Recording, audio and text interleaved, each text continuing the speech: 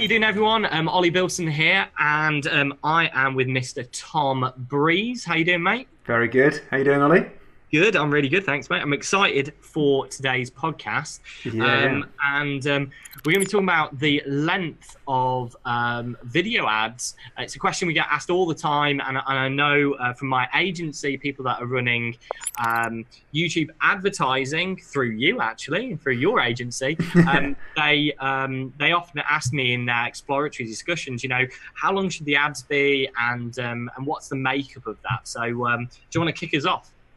Yeah, and really this comes from a recent Google study they did with Mountain Dew, the brand. Okay. I don't want to go into too much depth about the actual study itself because there's a lot of data in that study and some of it's really interesting, but a lot of it's all about like the brand positioning and brand awareness and brand uplift and all the stuff that's not necessarily going to put money in the back pocket of the business owner, so to speak. So right. It might be more of a longer play.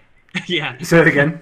Everybody wants money in their back pocket, so that's what yeah, exactly. Yeah. Here, right? So I think the study was more a case of like looking at the longer play and thinking about brand recall and things, which is an important factor. Don't get me wrong, but I think a lot of times, especially with my clients, they're looking for ROI. They're looking to say, right, if I spend this much money on advertising, how much can I expect back, and how long will that take to come back?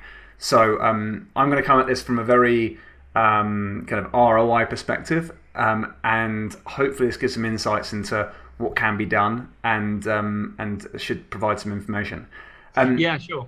But I was just going to say, actually, it's interesting. Just to stop you there, it's just interesting because we can learn a lot, can't we, from looking at this research and development that goes into a lot of brand-based advertising and much larger companies that do this kind of work, and then really bringing that back to how that can make an impact for small business owners, because we're using the same channels, of course, and we're all here as a small business to obviously get a return and get an ROI, and our objectives are quite different to big businesses, but we can learn a lot from them still, right?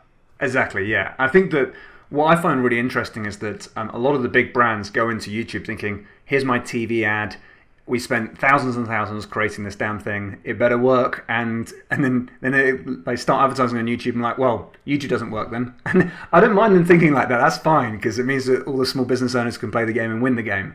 But you're right, we're all playing in the same playing field, and we're all there for normally different objectives. I think a lot of brands and agencies will use YouTube thinking, and really measuring two really important factors to them. This is kind of like the traditional old way of doing things, which is the two are impressions, like the number of people that actually saw the ad or just like visually got displayed the ad in front of them, and then the frequency, the number of times that happened. It's almost like billboard advertising. People think about that, like how many people went past that billboard and how many times did they go past it as well. So how often are we getting our brand out there? And YouTube works in a very different way. YouTube works in a way where it's actually more about the engagement, and you can measure so much more than just that. But I think there's a lot of agencies out there that find those numbers in terms of impressions and frequency a nice, comfortable number to be validated for the work they do. Right. But it might not actually put money in the back pocket. But that's a longer kind of like that. That's a conversation that doesn't need to happen at the brand level. Typically, it's like, well, we got this many people interested in your brand, and this many people now know about you. But it doesn't always mean that's made someone more wealthy. And a classic example of this is like everyone thinks that Evian babies, like the Evian babies, where they're all roller skating in, I think it's Paris or whatever it is. Everyone thinks that, wow, what a great viral video. That year was their worst year for many years in terms of sales. So you would have thought that would have been one of their best years, but no one really bought more Evian water. They might have liked the video, but it didn't mean that there's like direct revenue as a result of that. Yeah, sure. It didn't translate. Yeah, it's interesting that how even those subtleties in terms of using video, when you look at the purpose that you're using it for, don't always don't translate very easily. Things that you're doing on Facebook. If anybody out there is listening to this and they're running maybe a video ad on Facebook, it's going to be, it may not translate that well when you come to the purposes of YouTube, right? Yeah, exactly. I think we talk about this quite a lot, don't we? In terms of like on Facebook, you're kind of displaying your message to an audience that could be interested based on their demographics and their identity. Whereas with YouTube, it's more people are going there for a reason and looking for information like how to do something, or maybe they're looking for something, for more information before they make a purchase, or they just want to find out more information about something they want to learn about. And so there's a lot of people going to YouTube for that intent. And if we show your ads then, you know you're getting in front of a hotter audience, a more qualified audience already. And so that's always is an interesting play. And also the terminology of the two platforms work very differently. So a view on Facebook is anyone that watches past 3 seconds. I think they've just changed that to 10 seconds now. But on YouTube, it's over 30 seconds. So there's quite a big difference there. Like someone who's watching your video for 30 seconds is very different to someone watching it for 3 seconds. Right. And people are like, well, I've got this many views on Facebook. It's like, well, good for you, but they're probably not all that good quality. You pay for all of them, sure, but they're not really that good for the business. So it's always interesting. We're pretty much both, as a small business owner, we aren't really putting ourselves in the market of trying to create a brand. Brand is often built as a byproduct of success. If you go back to kind of the direct response, direct marketing principles, brand is often the byproduct of success. But with YouTube, I mean, it certainly strikes me is that you can often, for a lot of people that are not marketing to marketers, so to speak, they're like, wow, this company's advertising on YouTube. I mean, that's a big, big deal. I mean, it's a bit like banner remarketing when you've got banners chasing you around the internet. Your customers who are not that educated around these kind of tactics, the perception of your brand, just because of the fact, as a byproduct of the fact that you're even doing these things, also has an impact as well, doesn't it? Yeah, for sure. I mean, I think that this also ties into again, back to this intent idea on YouTube. If people are going there looking for information and they keep on getting bombarded by pre-roll ads, that does make a big difference to your brand, because you can either really annoy people and people will think negatively about you, or it can be that you're actually providing, on your ad, you're actually providing useful information that's going to help someone in that scenario, and so they're going to fall in love with your brand. So and the very nature of being there and being seen right now on YouTube, especially when it's so cheap, it really does. You get in front of people, and if you're clever about it as well, and you're using things like remarketing and retargeting, you can have this like omnipresence across different platforms. So they might watch a video on YouTube, and then you kind of follow them up on Facebook, or vice versa. And whilst it might seem like there's so much exposure that you're getting as a brand, really it's just that one person you're going back in front of many times. And so there's a really clever way of advertising. But I think nowadays, with more the technology that's available to us as advertisers and business owners, we need to pay attention to that brand a little bit more than we used to, because it used to be like, right, here's my one hit of like a bit of like direct mail, or here's my one hit of like a banner ad, and hopefully it's going to work. And so you can kind of base everything based on that first interaction and did that work or not. Whereas nowadays it's like, if we're more intelligent about this, we can look at it from a standpoint of maybe the first interaction doesn't need to always convert, because we know we've got remarketing that can do us a big favor afterwards as well. So yeah, it plays a role into that. We found that massively, and I just kind of by extension of what you just said, just to reaffirm something really to our listeners, is we've seen a huge shift in terms of giving value first, and driving people to content and getting people to them engage and consume that content is so critical in terms of the quality of the leads that you ultimately end up in the funnel with. Yeah. Driving people to landing pages still works, and there's nothing wrong with that at all. But in some markets, we found that driving people to, for example, a blog post, or driving them to some sort of content, or something that's ungated, so to speak, that they haven't got to opt in for, allows you to kind of instill a bit of confidence in them, allows you to be able to tell them a little bit more about your story, and give them some real value, that you're not asking anything of them. That then obviously the remarketing comes back into play, where you can obviously use that in YouTube, Facebook, Google, whatever it may be, to then bring them back to an offer. And in doing so, you end up with better leads. So that's interesting. But let me just kind of come back to the notion of the kind of video length thing. And we know that, you know, it stands to reason if you're putting a video on a landing page, you're going to make an assumption over how short that should probably be because it's for a specific purpose. You're trying to get them to do a specific thing. If you maybe do a you know, a remarketing ad, then again, you're probably taking them back to a milestone in the campaign, and you're going to think about the length of that. But talking about other things in terms of general YouTube advertising, what does that look like for somebody, and how much work do they have to put in? Because that's kind of predicated by how long it should be. What does that look like? It's a really good question, and it's going to be difficult to tackle because it's like there's a lot of considerations that come into it, and I definitely don't want to give that advice of like, well, create a few and test them, because that's not what this podcast is about. We hopefully get beyond that and then say to people, then go and test it once you've had a bit of information from us. Hopefully that will be a more useful answer, and that's why we're having this conversation in the first place, I suppose. But so there's an article that came out from Google, and they studied this Mountain Dew idea. Was like in traditional sense of TV advertising, when that's happened, like all TV ads used to be 60 seconds, and that was the deal they had.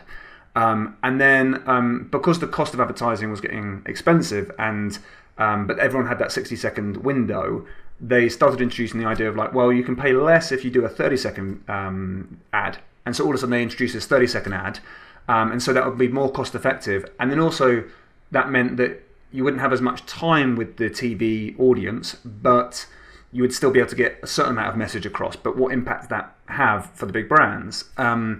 And then it went a stage further as well and went to the 15-second ads as well. So it's kind of like because of cost and keeping costs down for the brands, they would reduce the amount of time you can have with the TV audience. But it meant the message had to be very, very different, because you would have different kind of like results as a result of this different time, really, or the different time you have with the TV audience. And so there's always like a consideration of that. But more recently with places like YouTube, they're starting to experiment and saying, well, what is the ideal length? What is the perfect ad? What is the kind of the best way to do it? And of course, it comes down to your objective at the end of the day. So like the longer time period you have, the longer you'll have with that audience potentially if it's a good message. And this is the thing. I think if you come across and it looks like an ad from the very beginning, people are going to turn off very quickly. It's like if it looks like someone's trying to pitch you a product that's irrelevant to you on YouTube, you're not going to be interested. So it's always matching that moment that someone's having. If they're searching for something in particular and they're looking for information, you can have a longer video ad there, but it has to connect to that moment in order to get that fair data. So if someone's looking for like how to how to cook a certain meal or something like that, and then you had the perfect ad that actually just showed them step by step what to do, and it took 3 minutes to explain it, great, they'll probably watch that whole video ad all the way through, because that's going to be useful for them. And so it has to kind of like be useful for the viewer in order for them to stick around, or have a really good story behind it so it actually is engaging. And what they found is that the longer you have with your audience, and as long as they're sticking around, the more you'll influence them to really know, like, and trust you as a brand before they even visit the website, which is kind of obvious to a certain extent, but it's a good realization that, like, okay, the time period that they would check would be between like 2 to 3 minutes for a slightly longer ad in this Mountain Dew advert that they had, and it was all about this emotional story and how they use that.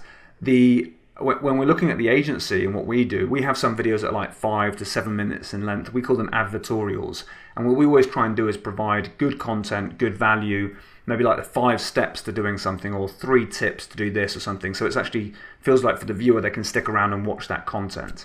And if someone does watch that video through, the actual conversion rates you'll get from those types of ads, if someone does click, is like in 80% to the 90%, because they've stuck around for that long on the video ad. The next step for them to take of like, oh, you've got something useful that's going to be a continuation of that value you just provided me, is an easy step for someone to take, because you've built up a lot of know, like, and trust. The way it works on YouTube, of course, if someone goes past 30 seconds of your video as a pre-roll ad, and they go past 30 seconds, that's when you pay. So it will be more expensive to run an ad that's slightly longer in terms of your views per impressions and such. You will find that you get more, it'd be more expensive to run those ads. But if you look at it from an ROI perspective, you're going to have many, many more opt-ins, and you're likely to have a lot more purchases as well. Like you were talking about earlier, when you get the quality of the traffic through, and they've got to know, like, and trust you, you've maybe built in a bit of an indoctrination with the funnel, etc., you're going to get more sales as a result. So the early numbers can be like, well, this is costing me more money per lead, but it's going to provide me with a better quality lead and more likely to convert, and so my ROI will be better. Which is what we often find. Just in terms of that, when you're producing those longer videos, where there's possibly a story, or you're teaching some key concepts, or core materials, 5 things, whatever it may be, in that kind of mini lesson, mini class, I suppose. Is there a structure to that? And are people kind of who may be listening to this, are they going to have to hire a production company, or are they going to have to do something in the studio? We've kind of, what does that look like for them? I mean, in terms of actually how actionable, if we know that longer videos are going to influence people and compel them to take action, we're going to end up with better leads and probably better customers. That all sounds really good, but what can we really do that, as a small business owner, if we're not a big brand? Yeah, you definitely can. The interesting thing they also came out with this approach, and this kind of feeds into what you've just been saying there, is that one thing is like this call to action idea is that if you are going to create a longer video, you need to have a bit of a structure to it. There needs to be a clever way of doing it. In terms of the structure itself, if you leave your call to action to right at the end of that video, you're not going to get many people, even if they were engaged, that will get to the final call to action. And that's a problem, because it means that someone might really love you but run out of time because they're on their mobile or whatever, and then think, oh, do you know what, I've got to go, but this looked really cool, hopefully I'll find out more about you later. And that's not going to happen. On Facebook, there is the button to learn more, typically from your ad, so you can click that to go and check out what's happening. And on YouTube, you can do it so you can use what's called a call to action overlay. So you can actually have a clickable link inside the video at all times, so they can click back to the website. So that can happen, and so you can have that call to action there. And what I suggest to all my clients whenever we create these videos like this is pre 30 seconds, normally in the 20-second realm, that sort of area, we'll say, look, do a call to action at that point. So kind of frame it up at the start of the video to say, in this video, you're going to learn the 5 ways to, I don't know, cook pasta this evening, or I don't know, whatever it might be. Maybe you've got a cooking app that you're going to be promoting or something like that. And then you might say, if you did have a cooking app, you'd say, hey, by the way, this is just one recipe of 20 that we have on our free app that you can use on your phone when you're cooking along with us. And to download it, all you need to do is click that link that you see in the video right now. And they can click that link and they can go and download that app at any point then during that video. But then you just get on with the content. So the viewer knows there's a call to action should they wish to go and take that. And that massively increases the chances of someone actually clicking back to the website, just having that early call to action. So just in summary, the objective is to get them to click the button, the button that's actually in the video. Okay. Yep. That's the objective. That's where we're going to be taking them to presumably go and either watching the video on a page, or get them to opt in, video series, checklist, lead magnet, something like that. Yeah. So that's where we're trying to lead them. In the bit before that, what you're saying is you shouldn't really leave it till the end to kind of put that call to action, because people are going to turn off at different points in the video, and you want to afford yourself the best opportunity of getting that click at multiple points in the video. So should that button always be there, or is it a case that you can put it in on 35 seconds and then it goes away again and comes back again, or is it just there consistently throughout the video after a point after so long has elapsed in the video? So good question. So on Facebook, the button will appear either in the video itself or below the video, depending on what device you're watching it on. So that video, that button to click is always present. Someone can click that at any point. And it can be like a learn more, sign up, book now type button, for example, and that can stick around throughout the whole, that will in fact stick around for the whole of the video. So it's just kind of the more obvious you can make it to the viewer, the better. So just telling them hey, look, if you want to find out more, you can always click this button here. It's like a soft call to action. It's not saying go and click it right now. It's just saying, if you want it, if you want more great stuff about this sort of content, I've got loads more for you. You just need to click this button. It's all completely free. go and fill in your name and email or whatever it might be. Sure. So I actually, funnily, I haven't told you this yet, actually, but I was on YouTube the other evening, and I was searching through some different things, and maybe it was because of the stuff I was searching. I mean, unbelievably, that had a pre-roll ad, and that pre-roll ad was kind of a longer video teaching some stuff. It was cool, and then they said in the box to my right here, and as they pointed up, there was a box with then the button that took them to then go and register for the masterclass. Little did I know that that was actually one of your, from the agencies. There we go. Clients. I didn't know at the time, but after click through, I pretty much realised that, hey, it's a Breeze. It's kind of got the Breeze brand to it. You know? It's got my style, yeah. You got me, another marketer, you got me. So it definitely works, right? So just kind of going back to the production value of that, we kind of answered the bit about, you know, the calls to action. What about the production value of those videos, especially where there's educational content? There's, you know, you've got to have a bit more of a structured approach to it. What does that look like for somebody coming to implement this stuff? Okay, so when it comes to any production of any video, I always try and put myself in the customer or the video viewer's perspective. Like, what would they come to expect? So if it's for me, well, there's still, I mean, I'm in that grey area where I can get away with like lower quality video as long as my content's good, or I can create real high quality content, and that kind of just frames me up, and it's good for the brand to look classy sometimes, so to speak. So there's a difference there. For someone like a lawyer or an accountant, for example, I'd say just keep the production high all the time. Like the ROI that you should be getting from your advertising is going to be worth it, so get the ads looking good. And there's a certain amount of vanity within those sorts of professions where they're going to want to look good, and they're going to want to come across like that. You'll very rarely get like an iPhone style video from an accountant, and I'm not sure if I would necessarily want to see that anyway. I think I would like to have a certain level of quality of content. So in that instance, I would say get down to the studio and just create it there. The spend for that shouldn't be too much, and you know you're going to sort of walk out with like a batch of really high quality videos done, which is normally the easiest thing to do. Can I just ask a quick question? So, do you feel that the production value? I mean, look, I mean, if you look at length. And kind of we're talking about the length of the videos, you know, it would make sense that probably the production value of a longer video would have to be higher than possibly one that was shorter in some cases. And I accept that for some niches, for some people, that, you know, they've always got to represent their brand in the best way just because of who they are and what they do. I get that. But from a Facebook advertising perspective compared to YouTube, you know, I've known some Facebook ads work really well that have almost been, you know, almost like a friend is sharing, you know, or there's like a Facebook Live, you know, recording, or a, you know, just a shaky iPhone video as a, hey, do you want to, hey, I'm doing this webinar, and it's quite casual, and, you know, is that quite different, and does that not really translate that well into the YouTube platform for those kind of shorter videos? You know, is there a disconnection there? Yeah, for when it feels right for the audience, and it's like an iPhone video will be good enough, that's plenty good enough for YouTube.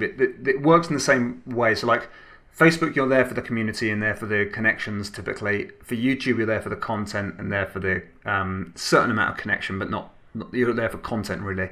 And in both settings, it's a very social platform. So you can come to expect, like, if someone did a quick video on their iPhone versus sitting there at a desk or whatever versus being in the studio, of course it's going to carry different feels to the video itself, but if it's right for the audience, then go for it. Like, there's no reason why it has to be a real high quality video all the time. I just translate it to what do I believe that the viewer will come to expect.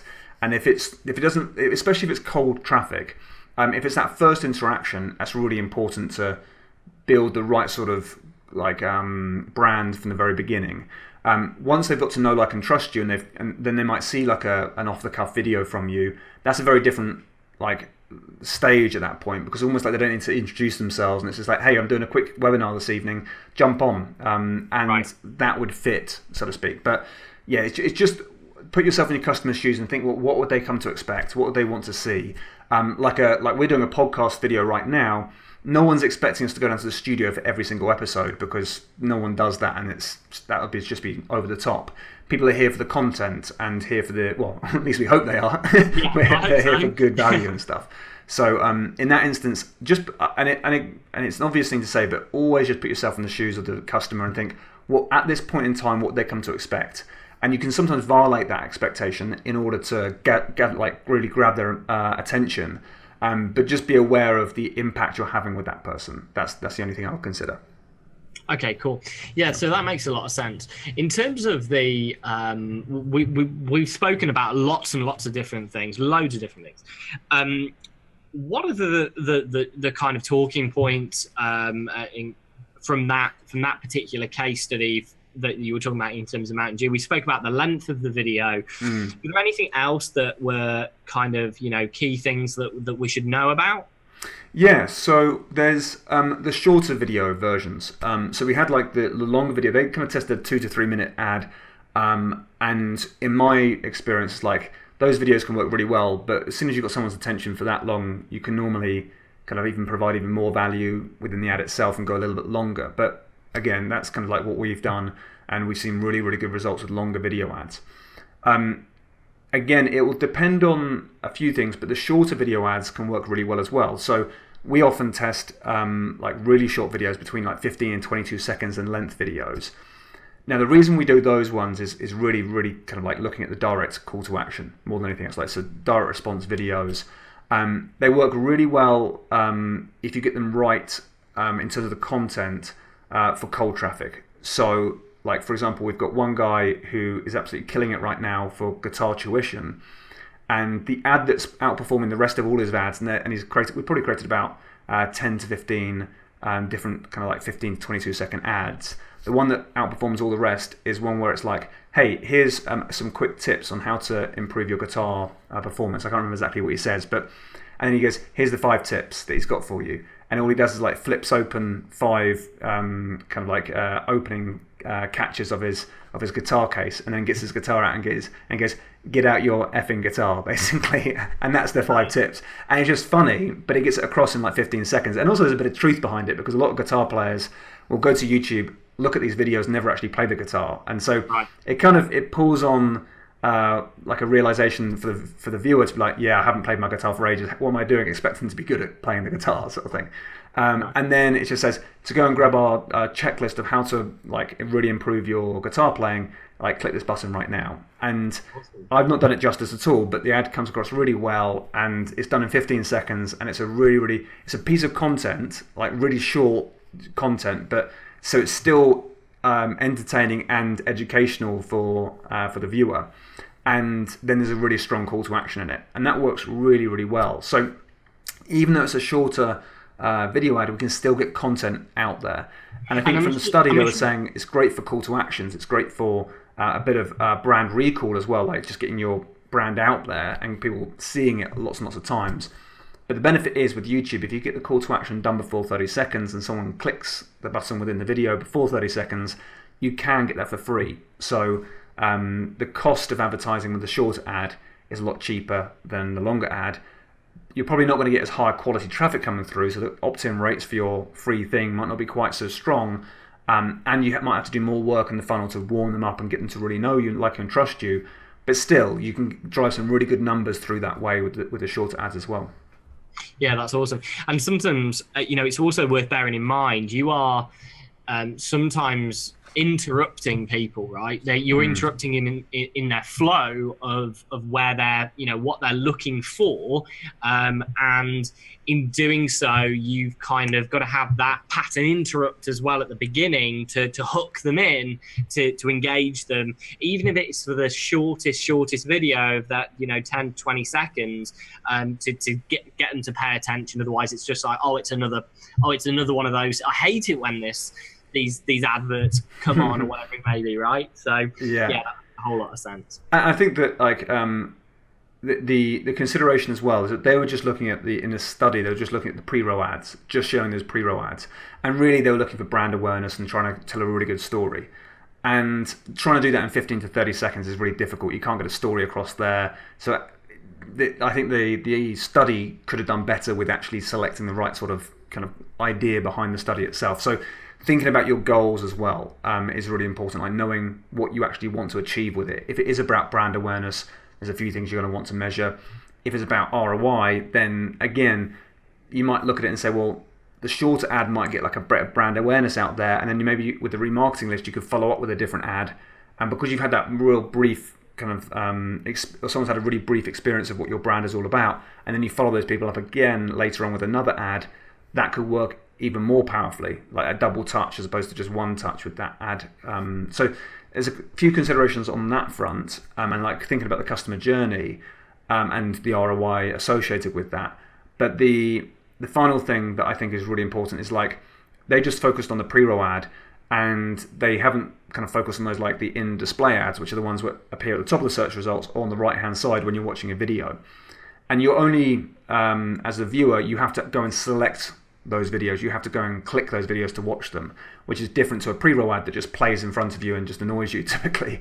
So there's a difference there as well. So like if you're going to interrupt someone, you have to grab their attention very quickly with like a pattern interrupt idea would be brilliant. If someone's decided to click your video ad that's displayed on the right-hand side or at the top of the search results, again, it's a different mentality because they've almost parked mentally a section of time in their head to say, I'm going to commit to this video for a period of time. It's like watching a half an hour program on TV versus going down to the cinema to watch a film. You haven't thought about it, but you know mentally, unconsciously, you're parking amount of time to that kind of activity.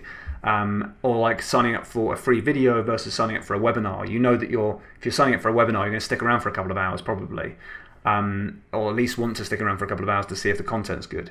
And the same thing goes for like a in-stream ad. It's like if you're interrupting someone, you haven't got long, unless your content is amazing. Whereas an in-display ad, someone's probably going to give you more time or kind of like provide you more time. So you probably could get away with a slightly longer video, build that interaction, and then maybe start talking about a call to action slightly later in the video itself. So again, it's a really interesting topic, and I think that it's never easy to know exactly what type of video to create. I think for a pre-roll ad, as like if you're getting started with YouTube ads, I think that a pre-roll ad, like keep it to 15 seconds, and it's not going to be easy, but start with something like, hey, did you know? And then start with some sort of fact that's going to be useful for your audience. Or go for a longer video and make it like a tutorial style video, keeping it really engaging, but make sure you have that call to action in the early part of the video. And then I think if you look at like an in-display ad, maybe trial out the longer video in that scenario as well. Same principles apply for the longer video. And then test both on Facebook as well. You might as well run both on Facebook, see how those work. One strategy that we do is do a longer video on Facebook, and then all the people that have watched that video or visited the website, we re-engage those with the shorter one. And that can work really well as well, because just that double touch can work really well in order to get the opt-in. So a few things to consider, but it's looking at it from a standpoint of like, what would my customer kind of want at this stage, and what's going to be most useful for them, and that typically drives the best results for ROI. Awesome, mate. That has been super. Thanks so much. It's been good. I've certainly got a lot out of that. I'm sure our audience and listeners have as well, and really looking forward to jumping on with you next time. Nice one, Ollie.